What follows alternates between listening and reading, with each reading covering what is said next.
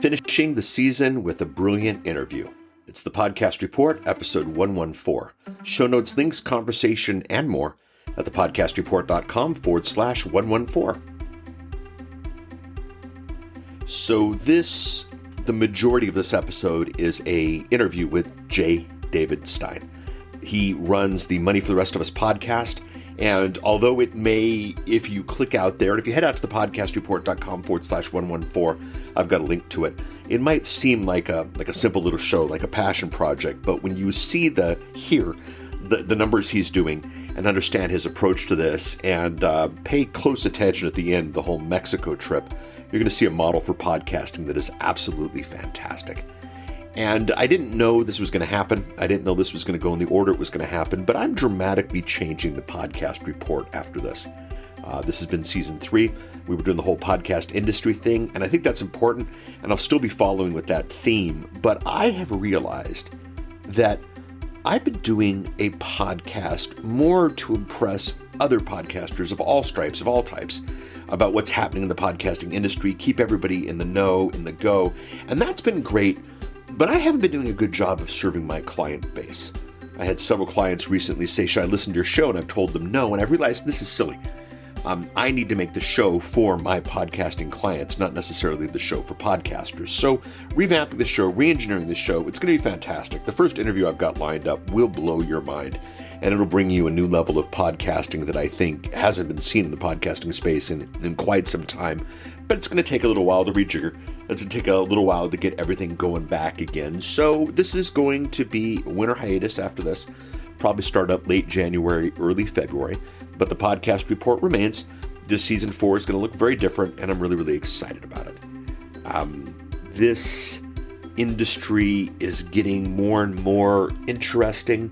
The announcement from Apple, and I'll put this in the show notes of 10 billion downloads this year. Wow, this is crazy. And this is a great, great, great space to be in. So enjoy David. He's got a lot to say. Yes, it is the result of his answering the questions from a couple of episodes ago. And we hit those 7 questions, and I think his answers are fantastic. I'm going to go deeper into that. But we go in some other places as well that are great. He ends with some wise words, and like a smart editor, I'm going to finish this episode on that. So I'm going to say all the things that I normally say at the end here. If this is the first time listening to the show, this is not the average show, but of course, as you just heard, I'm going to be changing the show pretty dramatically in the future. We do have 113 back episodes that you can go back and listen to. You can leave a comment on this episode or any thoughts you have about where the show should go at thepodcastreport.com/114. You can definitely reach out to me on social, thepodcastreport.com/Twitter, thepodcastreport.com/Facebook. You definitely want to subscribe /iTunes /Stitcher /Google, however you subscribe, so that when I come back, you'll automatically get it updated, and we'll go from there. And I'll tell you, boy, season 4, episode 1 is going to have an interview that will change your game. I know the funny thing is, I haven't done the interview yet. I know who it is. And yes, this is a bit of a tease, if you will, but I know it's going to change my game. And I'm really excited about that. So subscribe to the show, make any comments you want, enjoy this interview with David. He's a smart guy doing some smart things with this podcast that you definitely want to emulate. Have a great rest of 2016. As 2017 comes, enjoy.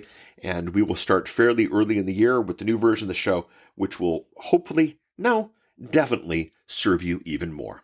Here's David. Hey, JD, congrats. Thank you. It's great to be here.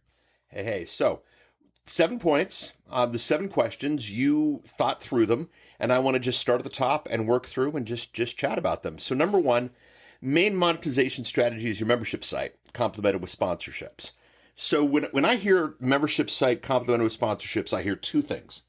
Number 1, the membership site is the great goal in the sky where people say, oh, well, I'll just have people pay me every month instead of just once. And it sounds great, but it's got to be based on reality and experience. So tell me about your membership site right now. And do you have people paying you right now? Oh, yeah. So, I launched this about 2 years ago, and it was about 6 months after I launched the podcast. Like with any membership site, it just slowly slows. You bring on one member at a time. So I have well over 500 members now, and it's my main source of income. The The sponsorships is something new. So I signed with Midroll, and I just started doing sponsorships this month, a month of December 2016. And so it's an experiment. And, part of the motivation for that was something you said in an interview way back, or one of your episodes, about how to do sponsorships right and to make them interesting. And so I run a solo show, so I don't do interviews. So part of taking on sponsorships was another stream of income, but just the challenge of figuring out how to do them right, to make them interesting for the audience, integrate them well into the show and things of that sort. What do you, now you said it's just a test. What are you testing? Are you testing to see if it's worth the effort? Are you testing to see, what are you testing? Yeah, if I like the how the episodes come off, right? One of the things I find I don't like about ads on podcast is disjointing. It can be disruptive. And so I only do live read ads. I don't do dynamic insertion. And I want to make sure that there's sponsors that fit well with my audience. And so things, and part of it that solve a problem that I necessarily can't solve on my own. I'm glad to bring someone like that to the table as a sponsor for the show. Gotcha. So memberships are coming in, and what do you charge a month? It $20 a month, $200 a year. Although the site used to always be open, and I heard Jeffrey Walker speak at a conference recently on his product launch formula, and I thought I'm gonna shut the site down to new members, mainly so I could control the amount of time as I onboard new members. And so at this point, the membership site is closed until next April, when I open it for several weeks at a time. And I'm going more with a product launch model, more to, I think, one, it works better, and two, to just kind of have more of an enrollment period for new members. I think there's some, I think that's a smart move. The strategy, when everybody comes in at different times throughout the entire year, it's hard for anyone to feel like they're part of the group. And it's hard to feel like them coming on last Tuesday was important, because if nobody else came on last Tuesday, they're kind of by themselves. They could have come on last Thursday, or they could have come on 3 weeks from Friday. So, but if everybody comes on at the same time, you can, welcome class of 2017, that type of thing. Exactly. And I was, well, as Walker points out, they need some motivation. I'm surprised how many people said, yeah, I've just been waiting because I always knew it was open and I could join any time. And As soon as you said it was closed, I acted. Yep. And there were a lot of people, and there were people that had quit the site and rejoined, knowing that they could lock in the existing price, because I'm going to raise the price next spring. So yeah, it was motivational for members to join. So now $20 a month, how long are people staying right now? About a year. Okay. I mean, it's hard to tell, but I mean that the average. So, my typical membership life is a year more. I mean, I have members that have been there the whole time, but generally a year. So, lifetime value is around $200, but it's hard to say because it's still a fairly new site. But generally speaking, turnover attrition is 3 to 4% a month. Okay. What's your take home for Midroll? What do you get in CPM after everybody gets their pieces? It's their standard rate that I signed a contract not to disclose, and you can look up. Yeah, well, it's just. And which was interesting. They use the same rate for all their shows. Yeah, is what I found. Well, let's just work with let's work with an industry standard. Let's put you really up high. Let's say you're $50, and let's say that it's a 50-50 split with Midroll. You don't have to comment anything past that. So it's a little higher. It's a little higher than that, split. But and I can bring my own sponsors also. So I'm using Midroll, but I've also negotiated with sponsors on my own. In that case, I get 100% of the cut using the same rate. So how many ads per show? 2 pre-rolls and 2 mid-rolls. So and then the show's about 30 minutes. Okay. So you got 4 ads in there. So you could be in the 100 CPM range. Right. Yeah, easily. Right. Okay. So then the question is, the question that you want to ask, the question that anybody listening to this wants to ask is, if a customer is worth $200 over the course of a year, and you can get 100 CPM, the question is, which is easier, to do 2,000 downloads or to get a new customer? And then, of course, the second question is, and are they mutually exclusive? Is anyone not going to join your membership site because of the ads? Is someone going to think, those two things to the side? But right now for you, if you had a choice between, or which do you think is easier, getting 2,000 downloads or getting a new customer? Well, I mean, I didn't, at this point, I mean, I waited a long time to do ads for Sure. some of the math that you've shared in your episodes. And so, my typical episode gets 26 to 30,000 downloads per episode. So, I mean, it started to get where the numbers were meaningful. And also with my membership site, I launched an app this year for Android and iOS. And on the app, one of the things that's included is episodes of the regular podcast released without ads and released a day early. And so there's an incentive for people to join, but there are a lot of listeners that have no interest in joining my membership site, which is perfectly fine. And in their case, they can skip ads or listen to ads, like the ads, hopefully. And that's why I did it. Interesting. Very cool. All right, let's talk distribution. So you're going to distribute beyond iTunes, SoundCloud, Google Play, TuneIn, Spreaker, iHeart, Stitcher. You can look at Spotify. Have you looked at any sort of, and I want to bring the app into this because I think it's key. Have you looked at any distribution that isn't someone listening to a regular show on a connected device? Have you looked at like CD of the Month Club? Have you looked at, transcripts as Kindle? Have you looked at any, changing of your content to reach more people? First off, I'm now on Spotify, so that I just started that this month.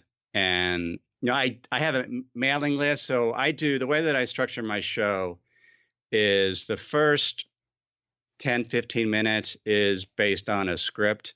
So I write a summary article because I write for a number of local papers.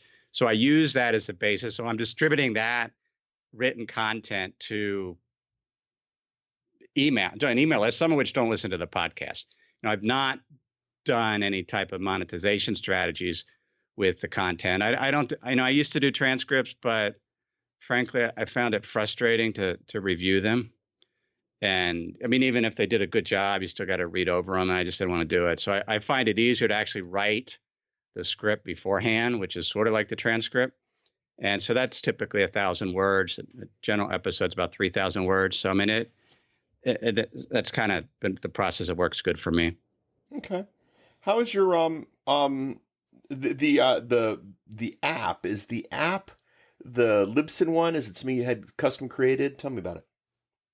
No, I had it custom created. Okay. My membership site's hosted on Rainmaker, and I ran into a problem is that my members, because they came through the podcast, wanted audio content, and they wanted audio content in a simple format, just like a podcast app. And so one of the things I do on my membership site is I do a premium podcast episode every week just for members. And so I did, as a courtesy, I put them out on basically on iTunes. Or I mean, I had an RSS, kind of hid it from iTunes, but it ended up getting into iTunes. And so I now have more listeners to this premium podcast than I do members of my site. And so that compelled me to, and I looked at I actually host with SoundCloud as my main hosting source. I use Libsyn as a backup. And, I looked at the Libsyn app, but they want a 50-50 split of any premium revenue. And so it was a custom developed app that I did with a company called Fairwind Technologies, who happens to be one of my sponsors. And so they developed it. And, it was a little terrifying because I never developed an app before. But we got the first one released in November. We're working on version 2. Should be done in a few weeks. And it's worked out well. Very cool. I like this multicasting strategy, the articles out to Seeking Alpha, LinkedIn, etc., like you said. And I think what's interesting is when you wrote that, you kind of reminded me of Amy Porterfield, who creates a giveaway. And then most of our podcast episode is about the giveaway, which is sort of list building, which is number 4. These articles that you're getting out there, how what's the reaction? Are you tracking clicks? Is that something that you're 100% into, still trying? What's your feeling on all that? No, I do it. I mean, the main is on Seeking Alpha because there's a good overlap with my audience. I mean, they've done well.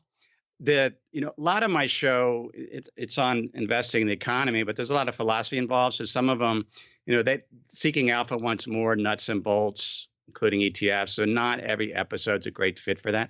But when it is, I put it out there and people read it and they find it and continue to add followers on Seeking Alpha. So I do that about once a month. And, I've started to put snippets. What I've done is I've taken the portion of the audio, about 5 minutes, that works well on YouTube. I don't record the show on video, so it's all audio. But then my daughter's been taking basically that audio and putting some pictures that she's got from Upsplash, I believe, and just kind of putting some audio, kind of the Ken Burns effect. And you put some pictures and you got the audio in the background. Yep. I just started that in the last month or so. So, I mean, it's still there's plenty of potential, I guess, but not been realized at this point. I'll tell you, I just turned on, like maybe 2 months ago. I turned on the Libsyn has the ability for you to publish to YouTube. And I had always thought YouTube was a visual medium, podcasting was an audio medium. But what's interesting, the thing that got me to turn over it to is just the stats of how many people are listening to music on YouTube. Because the players are easy, the playlists are easy, access is easy. Pretty much every device on the planet has one. So I started moving things over there. And then what was interesting was I haven't marketed, I haven't promoted it, I haven't sent anybody there. So it's just type in stuff or subscribers, that type of thing. But what's funny is for a 30-minute episode, I will get a larger, YouTube gives you a great how far they listened or how far they watched, but of course they're just watching a single picture. And I haven't done anything fancy like what you're doing with your daughter. And it's funny because a lot of my episodes are getting a higher completion rate than videos of similar length and similar categories are. Interesting. Which is absolutely intriguing to me. And Mignon Fogarty, one of her things that she said is just, the ad companies, they just want to know that the ad was heard. And you actually get those stats on YouTube. You're not going to get that with a downloaded MP3. So, well, that's true. So if YouTube is everywhere and they're consuming just as long as they consume everywhere else, well, what the heck? Why not? Well, right. And what motivated me to do it is some other podcasters I know that just sort of did the automatic Libsyn upload and just ignored it and then circled back and realized that they had thousands of subscribers on YouTube that didn't even realize existed. And we're listening to the entire, it was just like you said, the picture and the audio that was originally recorded. And so I thought, well, I'll try it out. And it, so we'll see. Have you tested photos movement with your daughter versus just a standard image, and if there's any difference? No, because I have like 5 episodes on all of them, less than 100 downloads. I've had a YouTube channel for several years. I've not been I haven't uploaded much. And so I have less than 100 followers on my channel. So this is more, we'll see. It could be, but she kind of likes, I'm visual. I like the pictures. So Sure. I'd rather have pictures. And I don't put the whole episode because I just figured I'd try doing sort of micro episodes, less than 5 minutes typically, and see how they go. Okay. Yeah. Now, why? Tell me about this. Is it just because of the weird of doing, an audio only on YouTube, or? Yeah, I think you've always been told people don't, that want to listen to smaller ones, and it's sort of a way to people because there's so many other ways to listen to the show. Right. So this is sort of a discovery mechanism. So I thought, well, if I do some different cover art, so perhaps pose it as a question and people will search and find it as a question and then just get their answer. So if the answer is 4 or 5 minutes, so it's sort of a different I don't say it's a podcast, right? It's just, this is a video that answers a question. And that was the idea. I mean, but would it be a bad thing if you had a customer who only listened to you on YouTube? Oh, no. I mean, I could do it. I mean, I could do the automatic Libsyn thing. I mean, it'd certainly be something to experiment with. And no, it wouldn't be bad at all. That's the thing that I'm really investigating this year for me and my clients is just this. I said, I think it was in the last episode, I had a client who, simply smart guy, making a ton of money, doing really, really well, who simply didn't know the difference between a YouTube video and a video podcast, and was just surprised that because he'd put his stuff on YouTube, it wasn't on a video podcast. And I was just thinking that if smart guys are confused by this, what about the general public? And if I joke all the time about how my mom, doesn't believe she can listen to my stuff because she doesn't have an Apple, and I just wonder, if the content was available absolutely everywhere, how could that possibly be a bad thing? I don't think, no, it's not at all. Yeah. And in fact, it'd probably be a good thing from a monetization standpoint, because if people, within mid-roll, you can put the YouTube link for the episode and add those to your stats. And, that counts in terms of monetization. So I probably should turn it on Libsyn, be really easy to do. Because that's what I'm using. The Spotify, it's a long story, but basically Spotify is pulling from Libsyn. Yeah. As opposed to from SoundCloud. I mean, they could have worked from SoundCloud, but we had a issue regarding the author name on SoundCloud. So I just put it on Libsyn. Gotcha. And it worked out. And it was a way to back up in case that SoundCloud, something happens. Well, you never know. Between you and me, I think it's a question of when that happens, but I am not. Well, I know. Yeah, I know that. And that was the other reason. But I've been really happy with SoundCloud. It's worked well. I've never had technical issues. And, part of it, I did it because everybody else was doing Libsyn. And I thought, well, why not? And so it's worked out just fine. Oh, yeah. Yeah. It's not, I mean, yeah, it's always, it's never a question of what it does today for me. It's always a question of the future. And it's funny because Libsyn, flip side, what's hilarious is I still just laugh at this business model of giving us unlimited bandwidth that they have to pay for. Like I'm still surprised. Oh, well, yeah. And because my biggest concern is transferring it over because they took all my episodes, and they had a rate that they were going to quote for that was going to be hundreds of dollars, and they came back and said, "Oh, don't worry about it." And they had it done within an hour. I don't know how they did it, but so all the episodes are there. I can always turn on Libsyn for my primary feed if I ever need to. Yeah, and their machine and the profit's there, and they're in the black. So I guess there's just a lot of podcasters who just aren't making use of the bandwidth, I guess. I'm not quite sure. Right. Exactly. So list building, this is one of my most exciting things, because to date, people go, where's the money in podcasting? And for every single one of them, the answer is it's in the list. It's built from it. And your idea of doing an episode specific freebie, that's the king of this, because, you and I both heard podcasters who, this podcast is brought to you by Free Report X that's been free for 10 years, will be free for another 10 years, and you can get it at 1,800 other places. Not intriguing. But a report specific to an episode, this is the only time I'm going to listen to it. This is the only time I'm going to hear about it. So I'm going to want to sign up for it right now. Tell me about that. And have you tracked conversion on that to your membership site versus other sources?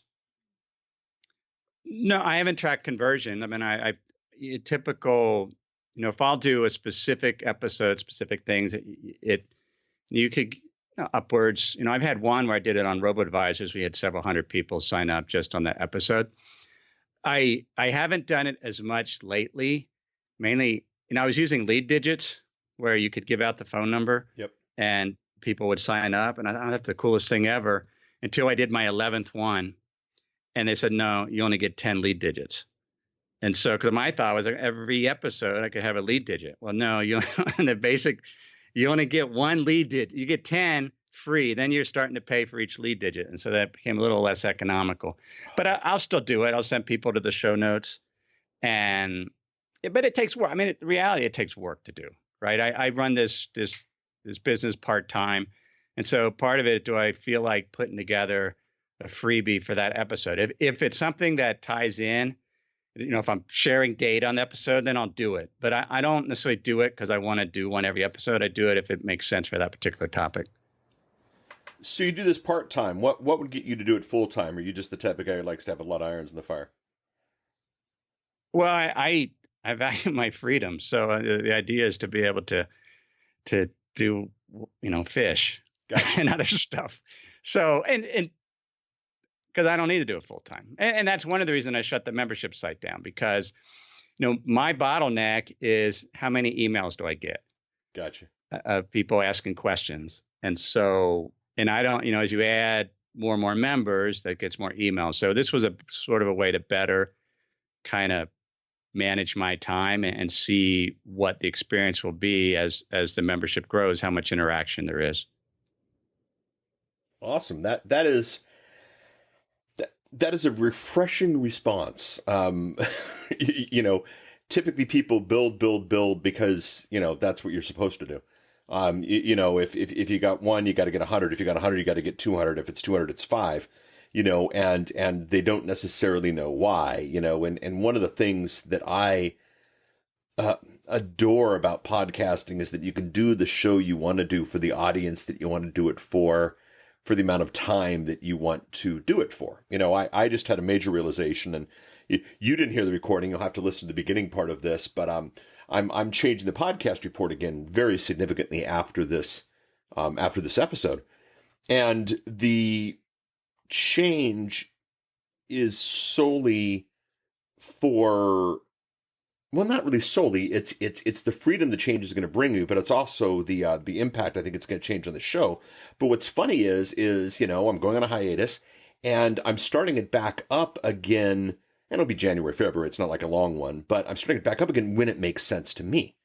Not when the network said we got to have you back, not when the boss says, well, everybody else is doing it this way, but I can do it in the way that makes sense to me and makes sense to what I want. And then, the podcast becomes your tool, not vice versa. So that makes perfect sense. And one of the quotes that inspired me a lot was Seth Godin said, instead of worrying about how big you can get, why don't you see how small you can be and still have an impact? There we go. And that's what I want to do. It's like, the show, the audience will grow, et cetera. But I want to spend time with my family. I want to spend time. We travel a lot. And, this is, I call it a lifestyle business, and that we teach that on the show.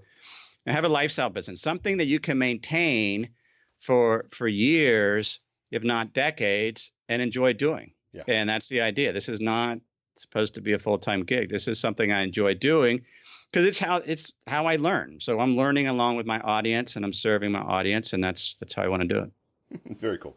Very cool. Other shows, speaking opportunities, tell me about that. How's that working for you?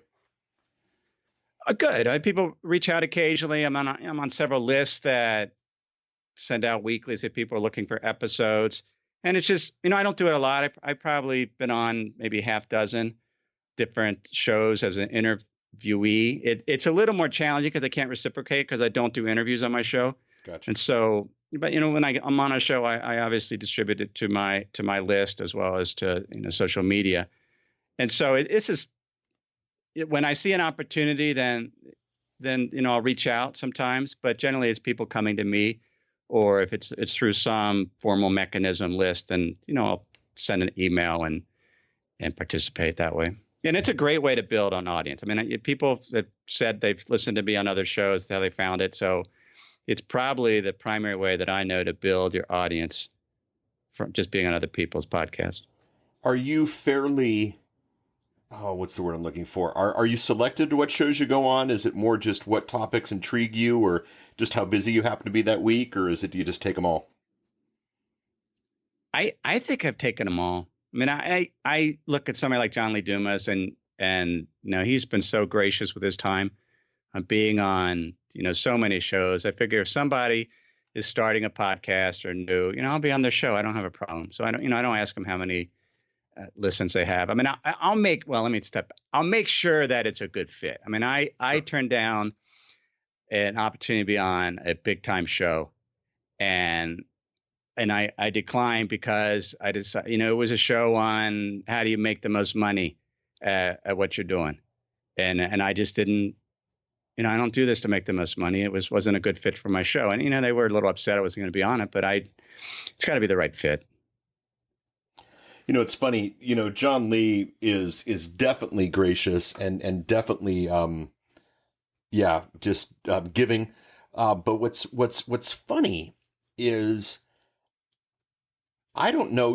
One of the questions I always have for John is well, and I always have this for the really, really smart people out there. Do they do this on purpose? Do they realize how smart they are? Kind of thing. But what's interesting is, Google and the search engines and the AI that is coming, all of them want to see natural growth. If you have the same exact thing every single time, every single day, there's a really good chance that you're a robot. And someone who writes an editorial piece about something is much more important than someone who writes a piece about everything that ever crosses over the ticker and the newswire. I don't know if you've heard this, but the day Michael Jackson died was a huge day for the internet, because people were going to Google and they were typing in Michael Jackson, and Michael Jackson was bringing back Thriller, Beat It, music videos, that kind of stuff, and they wanted to know about this death that had happened. And to think about, when you volunteer for a quote unquote small podcast, Google still realizes that podcast is about your niche. And the people you interview with always link to you. Right. And you always get the Google juice from that. And what's fascinating is, you might see, there could be a possibility where you could do a show where you don't get a single new listener as a result of doing that show, but because of what you doing that show does for your search engine juice, you might be higher up in the results for what you're doing as a result of what you did for them. So I try to do a lot of shows too. It's a great time for me to test things out. It's always fun to kind of run ideas and whatnot. But it's a really interesting thing, and it is rewarded mathematically as well as just karmically and cosmically, I guess. But right, yeah, and I agree with you, and not even other podcasts. I mean, there's a lot of, especially in the investing space, there's a lot of radio shows, like traditional radio shows that have reached out. I've been on that. It's just like a one-time shot. I mean, usually they'll put it on their podcast, but yeah, and it's been interesting because if you search my name in Google, in the top, usually, even on the first page, some of those are guest appearances on other people's shows. Exactly. So, I mean, it adds to authenticity or credibility. Well, and just that you're a real human being and not a robot who creates, the text that you're supposed to create every 15 minutes in order to make the robots happy. Right. And I think it's key out there. And I think you're, what was that quote from Seth Godin again? Well, I'm paraphrasing, but it is essentially, instead of seeing how big you can get and how large you can be, see how small you can be and still have an impact. Yeah. Focus on the small. A lot of folk, the most amount of email I've ever gotten about a topic was when I said, there isn't anybody out there who wouldn't do a podcast for one person if that one person was the president of the United States. Now, maybe with, what's coming in the next couple of months, maybe that'll change some people's mind. But this is the power of podcasting, not this is the power of podcasting. Very, very good. So tell me about this this scheduled guest appearance with Michael Port. This was just, I didn't know Michael. This was somebody he knew. John Corcoran, I met at a conference, the Financial Media Conference. He was there, and John's just a networker, and said, Michael apparently had done an article a year ago on podcasts that he listened to, and one of those shows was mine. I hadn't seen the article, and so John reached out to Michael and introduced me, and so he invited me on his show. And so, I mean, that's sort of, that's all part of the networking that you sort of do as you go to live events, conferences, et cetera. You just kind of meet people, and I have been on shows having met somebody at a conference before. If you could change one thing at iTunes, what would you change? At iTunes, huh? Yeah. Well, I would change the way that it's not so much with iTunes, but it annoys the heck out of me that they automatically picked up my feed and started putting it as a podcast, my premium podcast episode. So it'd be nice to be able to talk to a person there. Yeah. Or just, I mean, they're a black box. I mean, they've made it easier. I mean, at least now you can change the feed. If SoundCloud does go belly up, I could change my iTunes feed and not feel like I'm going to lose my audience, which wasn't the case a year or two ago when they didn't have iTunes Connect.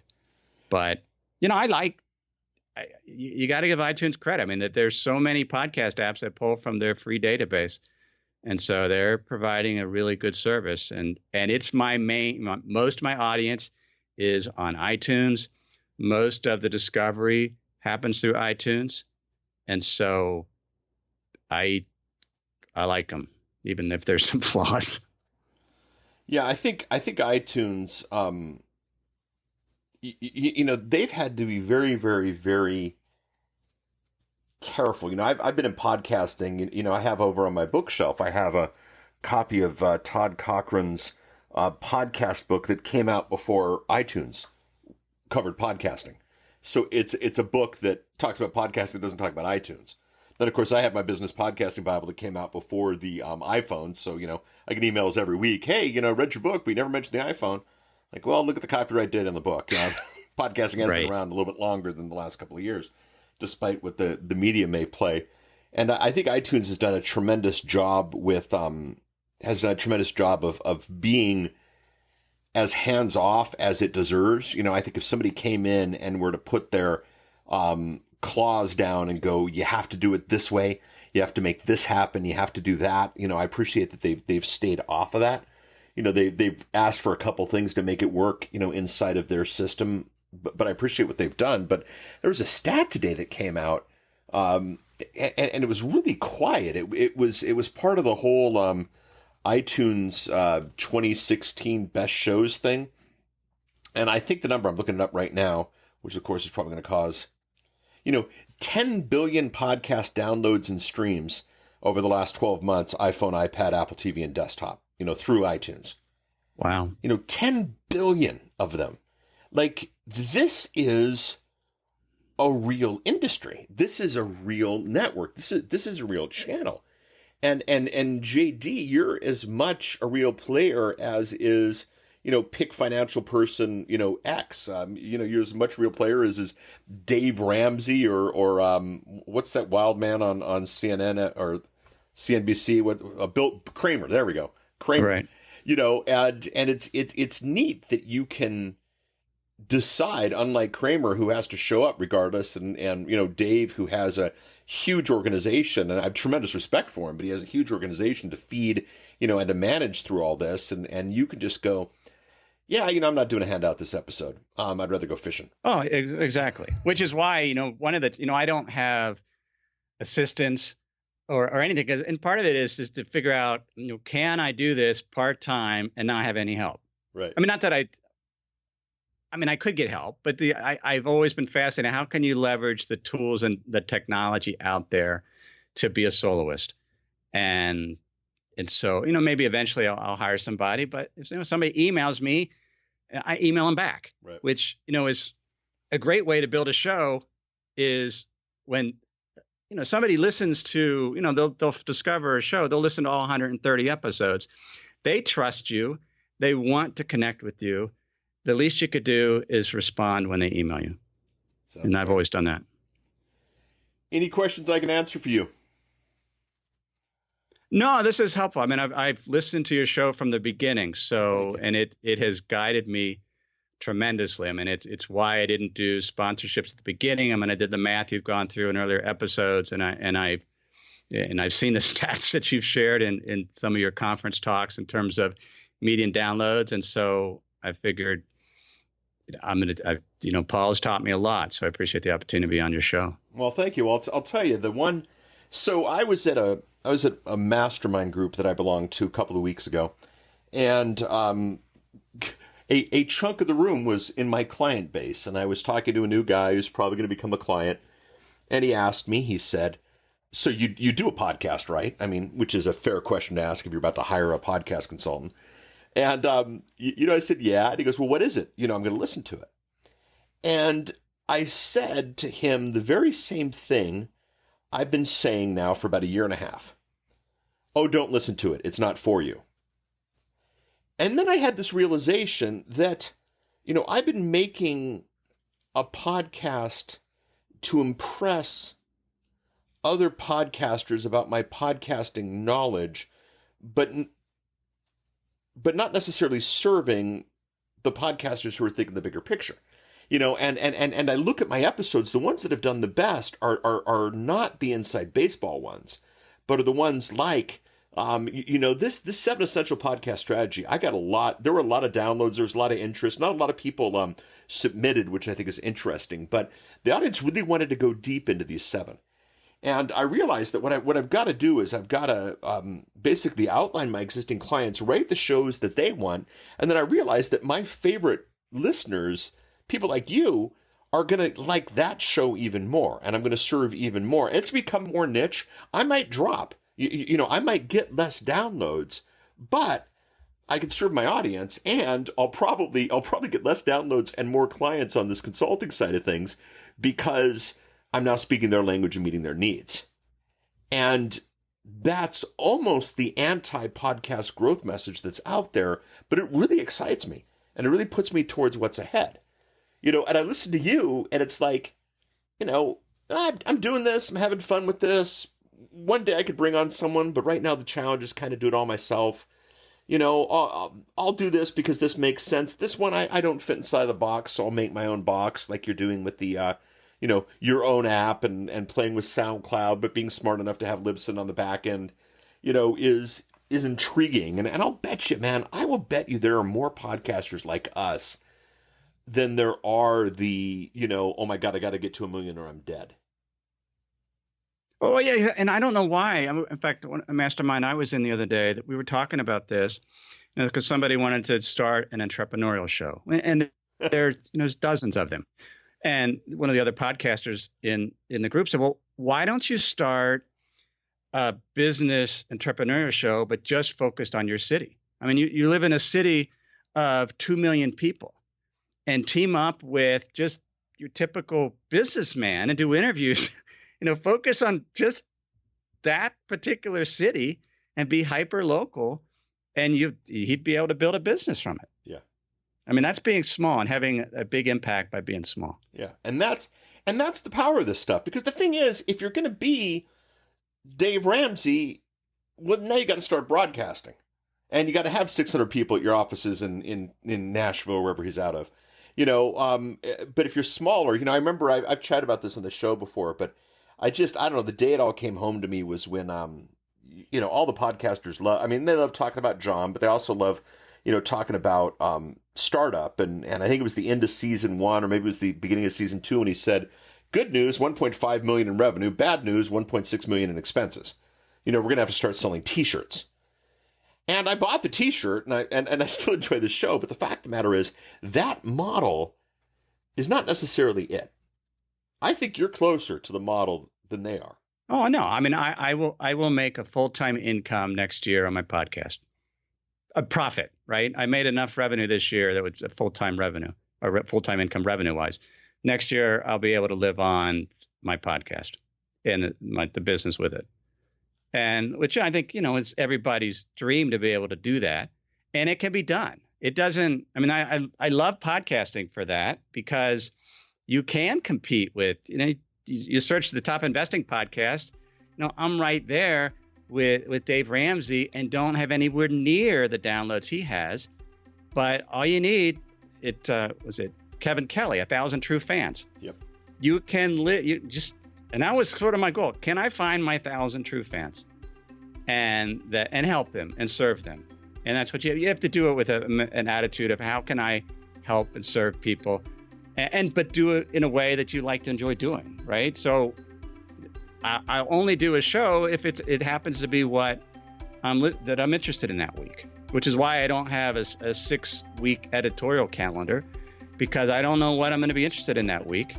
And I don't know what I'm podcasting 2 weeks from now. I just know that every Monday I got to sit in the chair and come up with something, an article, and it's usually whatever's interesting to me or whatever story I found, and that's kind of how you do it. But you got to find the right way to do it for your personality.